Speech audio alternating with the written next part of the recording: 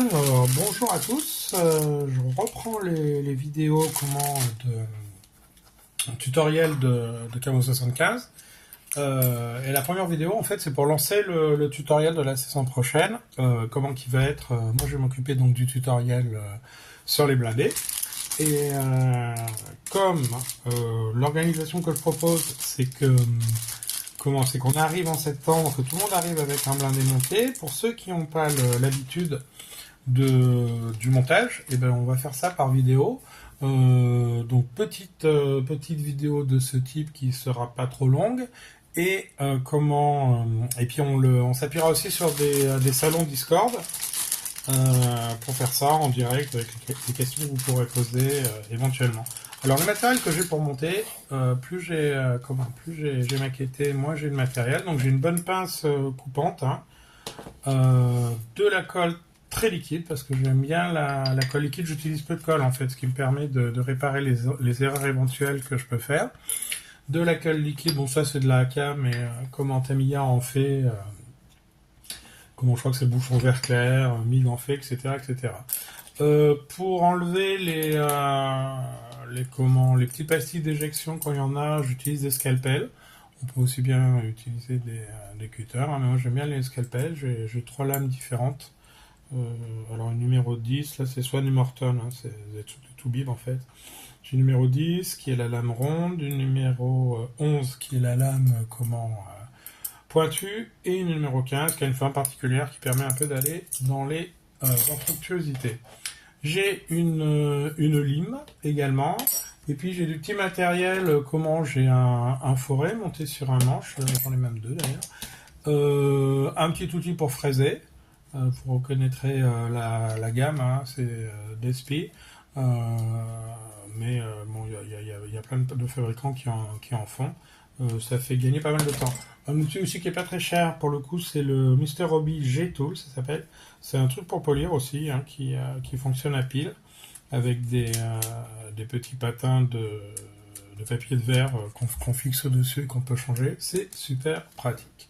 Voilà, donc la méthode, je vais monter déjà, je vais monter une automitrailleuse, c'est même une autocanon là pour le coup, de la guerre de 14 et un peu après, un espèce de véhicule très un peu steampunk, quoi. Enfin il manque que la vapeur, ça marchait à l'essence, mais une chaudière à charbon ne dépareillerait pas sur cet engin. Donc les notices, c'est toujours c'est toujours le même principe. Vous avez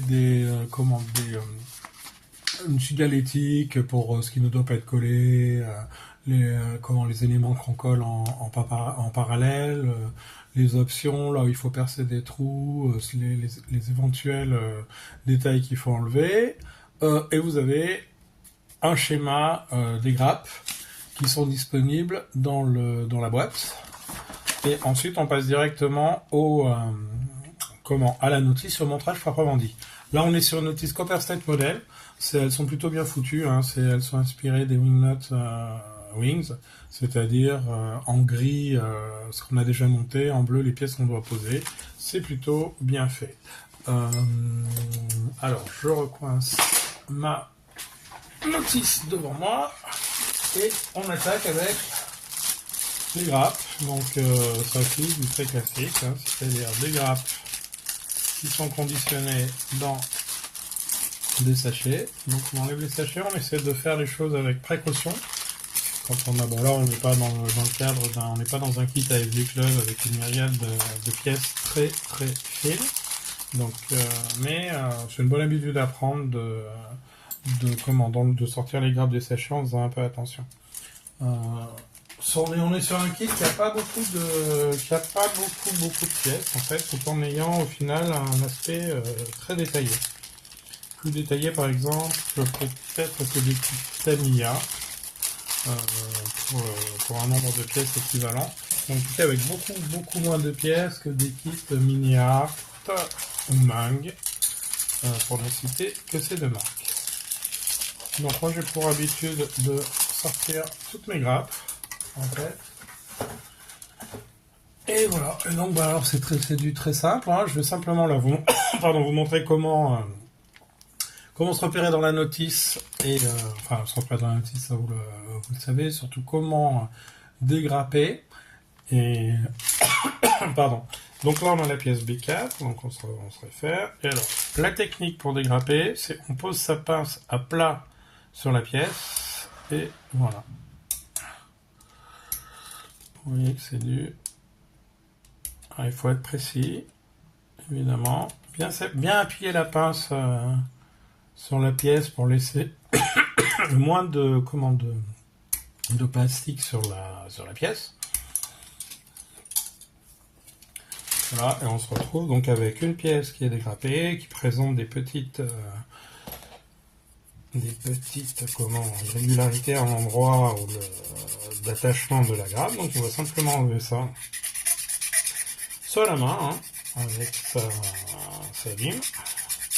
Là on prend un outil électrique qui peut éventuellement nous faire gagner du temps. Il n'y a pas vraiment de religion, hein, c'est en fonction de l'efficacité et du temps passé qu'on va choisir l'outil le plus adapté à la fois à la tâche à accomplir et puis aussi à sa pratique, à l'outil avec lequel on sera le plus à l'aise. Moi sur ce style de kit je ne peux pas avoir et surtout sur ce style de pièce qui est une grosse pièce, je ne vais pas avoir de difficultés hein, et de précautions particulières à prendre, si ce n'est que voilà, vous voyez, j'appuie assez fort là, donc je le fais habituellement, mais il s'agit de maintenir la pièce de façon à pas exercer des contraintes, de tordre la pièce et éventuellement la casser. C'est bien que ça soit une pièce assez simple, hein. On voit que on a quand même des longerons qui sont super fins. Donc, vous voyez, là, moi je le fais naturellement, hein, et ça c'est une petite habitude à prendre. On attrape la pièce par les endroits qui sont costauds, hein, et on va pouvoir appuyer sans prendre de risque, en fait. Et on n'aura pas la mauvaise surprise de casser la pièce. Alors, vous avez aussi des pastilles d'éjection, là on le voit bien d'ailleurs, sur ce kit, c'est assez étonnant. Voilà, c'est ces espèces de... comment appeler ça, des protubérances, en tout cas c'est des scories hein, à supprimer. Donc là pareil on fait ça à la pince, d'où l'importance d'avoir une pince. Alors il y en a à tous les prix, hein. Le club, avec le partenariat là, que Raphaël a dégoté avec Madworks, les pinces Madworks, je les ai testées, elles sont de super bonne qualité. Alors, vous pouvez, ça c'est selon les maquettistes, vous pouvez poncer. On a aussi, alors je ne sais pas si ça va se voir sur l'écran, on a aussi des pastilles d'éjection où là on n'a pas de scorie. Peut-être un outil plus fin. On n'a pas de scorie, mais on a, ici, mais on a en revanche un creux. Voilà. Et lequel creux peut être disgracieux. Donc, il va falloir poncer les endroits où il y a des protubérances, et il va falloir combler les endroits où il y a des creux. Ensuite, alors, moi je le fais pas systématiquement parce qu'en fait, dans les secteurs qui sont cachés, je vois absolument pas l'intérêt de passer des heures à combler, à poncer, etc. Donc ça va nécessiter une petite... là j'ai enlevé le plus gros, ce qui allait gêner les futurs collages, les futurs assemblages, et il va falloir étudier un peu le plan pour voir ce qu'on peut garder en fait, sur les trucs sur lesquels on va pas passer, on va pas perdre de temps. Et puis les différencier des endroits où là il faudra faire une préparation des pièces...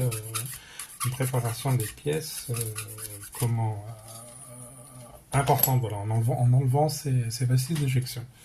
Moi je vais pas vous infliger le polissage, le ponçage plutôt de cette pièce qui peut durer quand même, sur une pièce comme ça, on peut facilement passer 5 à 10 minutes à la poncer, hein, c'est c'est le châssis, hein, donc on a des lignes de moulage, etc. Donc ça, en revanche, ça, il faut les enlever parce que ça sera visible. Et au moment où on peindra, ça restera visible. Et surtout, au moment où on passera des jus, le jus viendra se poser. On aura vraiment quelque chose de très disgracieux. Donc ensuite, je suis sur la U15 qui ressemble à... Je vais vous faire juste un assemblage comme ça. Comment l'essentiel sera montré. Et puis on continuera, enfin je continuerai avec vous le montage sur Discord. Donc là, de la même façon, il faut bien observer les pièces, parce que vous voyez qu'il y a...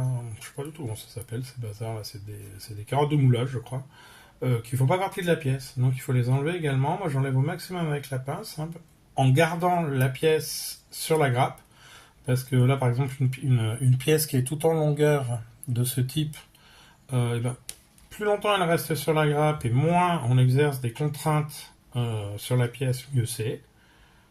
Voilà.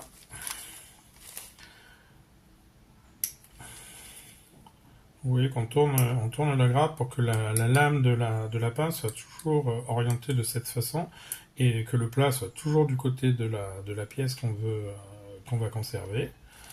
Et donc je ne vais pas vous préparer cette pièce, je vais vous montrer simplement la façon dont je fais mes assemblages, comment avec la colle. Donc je regarde la notice, hein, bien évidemment. Et je comprends pas comment ça marche. Donc voilà. C'est bizarre d'ailleurs du reste. Mais bon. Bon, c'est manifestement un fail. Hein, mais voilà. Par exemple, voilà, là on a des restes de carottes d'éjection, hein, comme je vous l'ai dit. Et là, elle va gêner le collage futur. Alors ça, je vais l'enlever avec la pince exactement, cette carotte de moulage qui est là, mais en faisant super attention parce que c'est ces pinces sont super fragiles quand on applique des forces de porte-à-faux, on peut facilement casser la lame la plus fine. Donc on la pose bien à plat sur la pièce et on vient enlever la partie de plastique qui nous gêne. Voilà. Et normalement, ça devrait fonctionner. Alors, je vais orienter ma pièce de façon... Bah, d'ailleurs, je l'ai enlevé, ça fait une démo, mais c'était pas la peine parce que c'était dans l'autre sens. Bon, bref, peu importe. Donc, voilà. Est-ce que je peux faire comme ça? Ouais, ça a l'air de marcher. Ou pas. Si, c'est bon. Bref, alors voilà, le principe de la colle. Au pire, je décollerai. Donc la colle plastique, hein, colle super fine, elle se décolle avec de l'essence F. C'est magique, c'est-à-dire qu'on peut complètement désassembler des pièces sans que les pièces soient abîmées en appliquant de l'essence F au pinceau. Alors après, il ne faut pas non plus mettre des tonnes de colle, hein, parce que plus on mettra de la colle, plus on fait fondre le plastique. Les colles plastiques fonctionnent par soudure, hein, elles font fondre le plastique et ensuite ça fait comme une soudure. Donc il faut mettre très peu de colle, enfin c'est pour cela que je mettrai très peu de colle. Et donc, hop, on assemble nos deux pièces et on applique, en appuyant, de la colle qui va se loger par capillarité à l'intersection entre les deux pièces. Et qui va donc faire un beau collage. Donc voilà, en gros là il y a une goutte de colle hein, par côté de la pièce que je dois coller. Puis là on laisse sécher, je sais pas, 3-4 minutes, on va dire 5 pour faire un tremplin. On fait attention, là justement j'ai pas fait attention mais ça serait une partie cachée donc c'est pas gênant. C'est-à-dire que là on a des tenons en fait qui nous ont aidé, des détenteurs qui nous ont aidé à positionner la pièce. Et évidemment quand j'ai mis de la colle, comme elle est très liquide, elle est passée là. Et comme je tenais avec mon doigt pour pincer, ça fait des belles traces d'empreintes digitales. Alors autant là c'est pas gênant, on est sur un châssis, en plus ça sera ça sera, je pense, positionné dans ce sens, donc ça deviendra invisible. Et vous imaginez bien que si vous êtes sur une aile d'avion, c'est plus embêtant, ou sur un fuselage même d'ailleurs, ou voire sur, là on est sur un blindé, sur une tôle extérieure. Sur les blindés c'est un peu plus facile parce qu'on peut toujours, on peut toujours tricher en mettant de la boue ou quoi que ce soit. Après, comme je mets très peu de colle, c'est pas non plus d'énormes. On peut toujours, alors avec un outil que j'ai pas mis sur la table, c'est des pinceaux de bijoutier, je crois. On peut très facilement enlever, voilà, on frotte comme ça ne reste pas du tout plastique et ça enlève ce qu'on a, les tâches qu'on a pu faire. Il suffit d'appliquer un peu, et voilà, et on enlève. Si on est sur là je le fais comme ça pour la démo, hein, mais si on est sur l'extérieur, enfin sur une partie qui va être exposée, on termine avec un petit coup de polissage et on retrouve la pièce identique. Voilà. Donc je vais un peu continuer, mais je vais pas vous infliger comment la suite, hein, qui est la même. Je vous ai pas parlé d'un outil dont je me sers pour pour assembler. Ce sont des lunettes loupe. Hein. C'est super pratique.